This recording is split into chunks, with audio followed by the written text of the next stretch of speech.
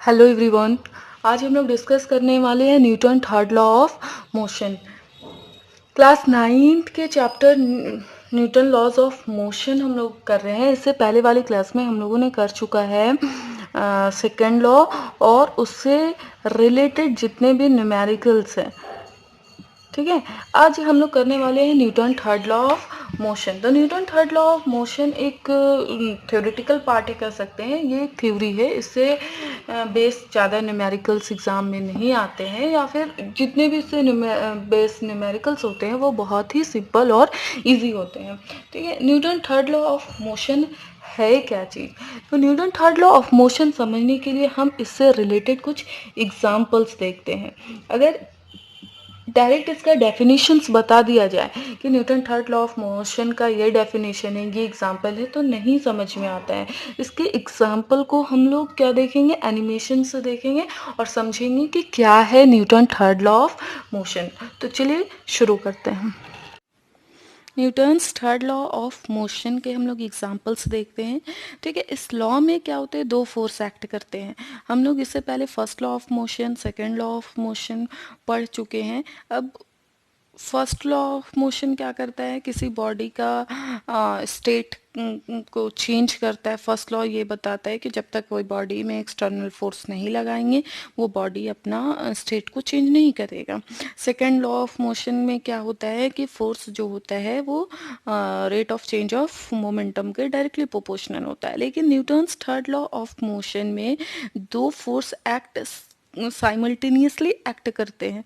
ठीक है, लेकिन वो डिफरेंट बॉडी पर, एक ही टाइम में दो फोर्स एक्ट करते हैं लेकिन वो डिफरेंट बॉडी पे एक्ट करते हैं। वो कैसे, उसको हम लोग समझने के लिए हम लोग एनिमेशंस के एग्जांपल्स देखते हैं। कुछ एनिमेशन मैं आप लोगों को दिखाती हूँ।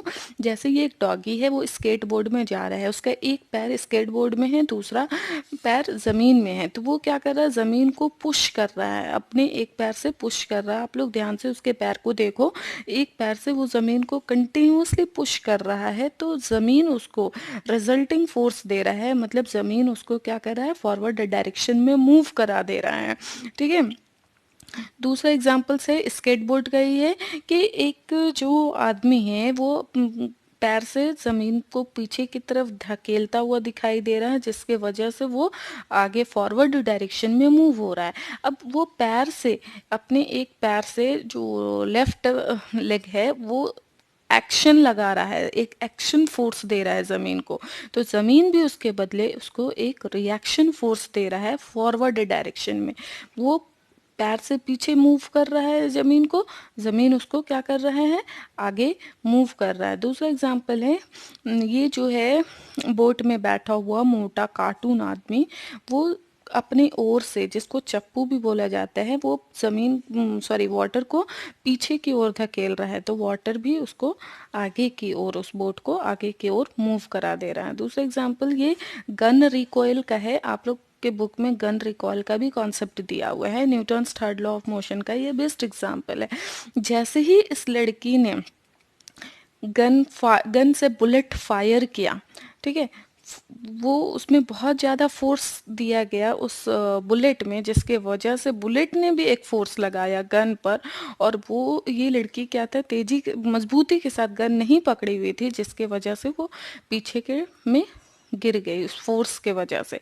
तो जो पीछे फोर्स बुलेट में लगाया जाता है और बुलेट उसके परिणाम में, उसके रिजल्ट में जो फोर्स देता है, बैकवर्ड फोर्स होता है। ठीक है, इसके वजह से ये पीछे चली गई, और इस पीछे जाने को, इस बैकवर्ड मूवमेंट को, गन का बैकवर्ड मूवमेंट को ही बोला जाता है रिकॉइल ऑफ गन। ठीक है, ये है स्विमिंग का ही एग्जांपल। पानी को पीछे जब हम लोग फोर्सफुली पीछे करते हैं तभी वो कोई स्विमर आगे जा पाता है। पीछे पानी को वो मूव कर रहा है, वो फॉरवर्ड डायरेक्शन में मूव हो रहा है। पानी को बैकवर्ड डायरेक्शन में मूव करना एक्शन कहलाएगा, और पानी जो इसको फॉरवर्ड डायरेक्शन में मूव कर रहा है वो उसका रिएक्शंस कहलाएगा। ठीक है, इसमें भी स्विमिंग में एग्जांपल है, ये बॉय पानी को कंटिन्यूअसली पीछे पुश कर रहा है और पानी इसको आगे की तरफ पुश कर रहा है, मतलब डायरेक्शन, इस एक्शन और रिएक्शन में डायरेक्शन अपोजिट हो जा रहा है। पानी पीछे जा रहा है, बोए आगे जा रहे हैं। इसमें भी वही है कि ओर से पानी को पीछे धकेलने पर बोट क्या होता है, आगे जाता है। हम लोग अपने डेली लाइफ में पूरे फिजिक्स के अकॉर्डिंग ही काम करते हैं, लेकिन उसको रिलेट नहीं कर पाते हैं। तो आई होप कि ये एग्जांपल देखने से आप रिलेट कर पाओगे। हम लोग वॉकिंग में भी अपने पैर से ज़मीन को पीछे पुश करते हैं तो हम लोग आगे मूव कर पाते हैं। ठीक है, ये गन रिकॉइल का ही है कि जैसे ही बुलेट फायर किया गया, बुलेट ने गन पर फोर्स लगाया और गन पीछे की तरफ डायरेक्ट जाकर उसके नाकों पर लगा। ये एग्जाम्पल है जब पाइप से बहुत हेवी वाटर फ्लो हो रहा है, पाइप से बहुत हेवी वाटर फ्लो हो रहा है, वाटर भी इतना ज़्यादा फोर्सफुली आगे निकल रहा है जिसके वजह से क्या कर रहा है, वाटर भी इस पाइप पर फोर्स लगा रहा है। और जो इस पाइप को पकड़ा हुआ ये जो टोपी मास्टर है, टोपी वाला आदमी है, वो क्या कर रहे हैं, पीछे की तरफ ऐसे करके झुक जा रहा है उस फोर्स के वजह से। तो पानी पे जो फोर्स लग रहा है वो एक्शन है, और पानी जो इस पाइप पर या इस पाइप वाले आदमी पर लगा रहा है वो रिएक्शन फोर्स है। मतलब एक्शन और रिएक्शन दोनों अलग बॉडी पर लग रहा है लेकिन सेम टाइम पर लग रहा है। ठीक है, लेकिन डायरेक्शन अपोजिट है। ये रॉकेट लॉन्च का एग्जांपल है। रॉकेट के नीचे में फ्यूल को बर्न किया जाता है जिससे एक लार्ज अमाउंट ऑफ धुआं कह सकते हैं, स्मोक स्केप होता है, नीचे होता है, जिसके वजह से वो रॉकेट लॉन्च होकर के ऊपर मूव कर जाता है। ये सब एग्जांपल्स था Newton's third law of motion का। आप लोग अपने डेली लाइफ में, वॉकिंग में, और भी बहुत सारे बलून से हवा निकलता है, बहुत सारे एग्जांपल्स रिलेट कर सकते हो। देखना कि आप लोग कहाँ कहाँ पे खोज पाते हो कि हम लोग Newton's third law of motion कहाँ कहाँ पे यूज़ होता है। ठीक है, अब इसके डेफिनेशंस और इसके डेफिनेशंस हम लोग समझते हैं। डेफिनेशंस क्या है, एक्शन और रिएक्शन क्या है, और डायरेक्शन क्या है।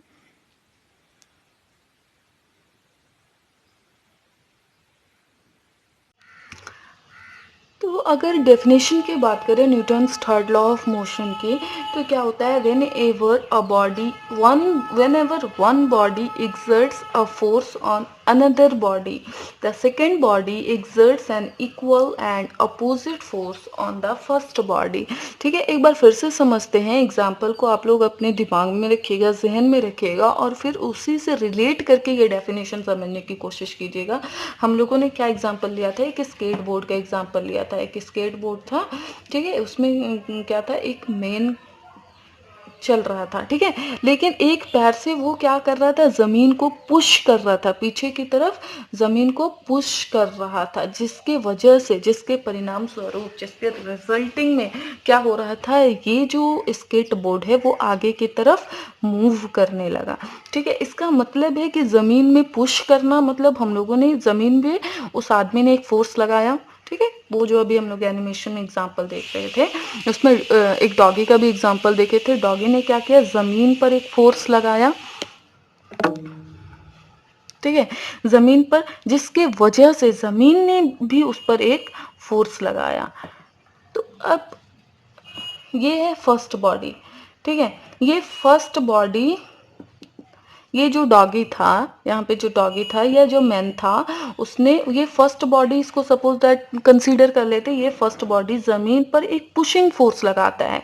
इस पुशिंग फोर्स को ही बोलते हैं एक्शन। मतलब जो फर्स्ट बॉडी जो फोर्स लगा रहा है उसको बोला जाता है एक्शन। ठीक है, अब उसके रिजल्टिंग में, एक्शन के रिजल्टिंग में एक फोर्स लगता है, जमीन इस पर एक फोर्स लगाया जिसके वजह से वो डॉगी आगे मूव किया। ठीक है, इस मूव को, जो मूव हुआ फॉरवर्ड डायरेक्शन में, ठीक है, इस मूवमेंट को बोला जाता है reaction.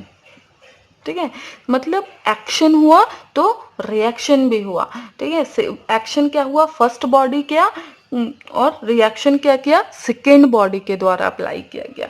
So when ever one body exerts a force on another body, मतलब ये जो मैन है वो फोर्स लगाया जमीन पर, तो जमीन भी एक फोर्स लगाएगा उस मैन पर और उसको फॉरवर्ड डायरेक्शन में आगे मूव कर देगा। The second body exerts an equal and opposite force on the first body. अब इसमें हम लोग एक देखते हैं मैग्नीट्यूड और इसमें डायरेक्शन, दो तरह का चीज हम लोग देखेंगे।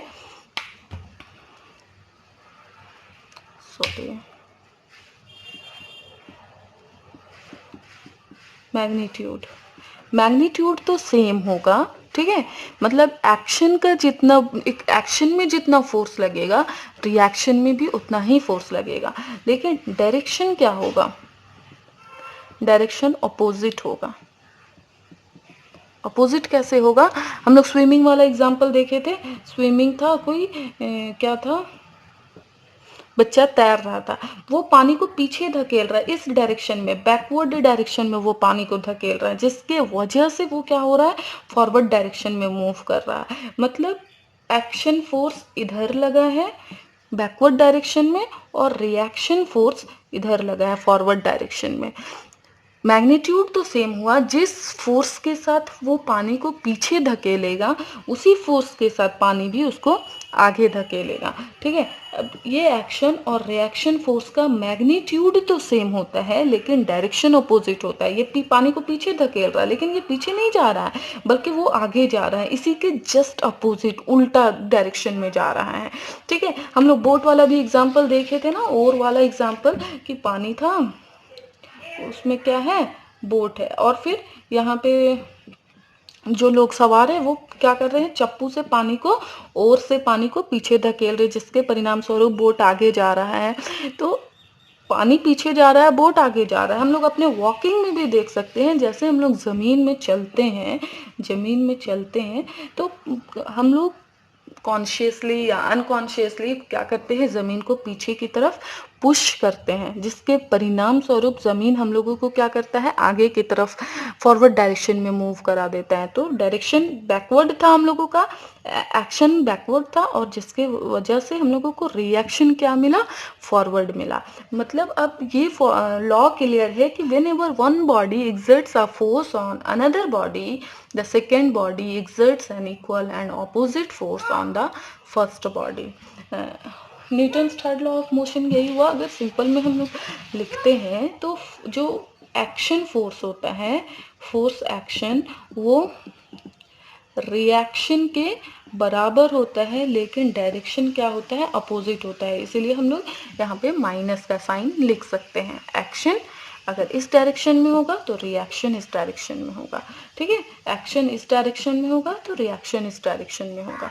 ये था Newton third law of motion से रिलेटेड डेफिनेशंस और एग्जाम्पल। आई होप कि आप लोगों को समझ में आया होगा। हाँ, एक और ये है कि जब वो गन वाला एग्जाम्पल लेते हैं, ये सपोज दैट ये गन वाला जब एग्जांपल लेते हैं, ठीक है, यहाँ से बुलेट जब फायर किया जाता है तो वो बहुत फोर्स के साथ निकलता है, ठीक है, बहुत फोर्स के साथ निकलता है। ये इस फोर्स को एक्शन बोला जाता है। तो हम लोगों ने एग्जांपल देखा था ना, एक पतली दुबली लड़की थी, वो गन चला रही थी लेकिन उसने गन को बहुत मजबूती के साथ नहीं पकड़ा था, जिसके वजह से वो जैसे ही इसमें हम लोग गन का ये ट्रिगर्ड किए, वो क्या हुआ, बुलेट बहुत जोर से फायर हुआ और आगे की तरफ मूव हुआ, जिसकी वजह से एक्शन फोर्स उसमें लगा, ठीक है, जिसके वजह से बुलेट ने भी इस गन पर एक रिएक्शन फोर्स लगाया और वो गन को पीछे की तरफ धकेला, और मजबूती के साथ नहीं पकड़ने की वजह से वो गर्ल क्या हुआ, पीछे की तरफ जाके गिर के पूरा बचाव लेट गई, गिर गई, ठीक है। तो वो गिरी क्यों, क्योंकि उसमें एक रिएक्शन फोर्स लगा। लेकिन ये बुलेट जो है वो बहुत दूर तक फायर हुआ, लेकिन ये गन तो थोड़ा सा ही रिकॉइल होता है, थोड़ा सा ही पीछे जाता है।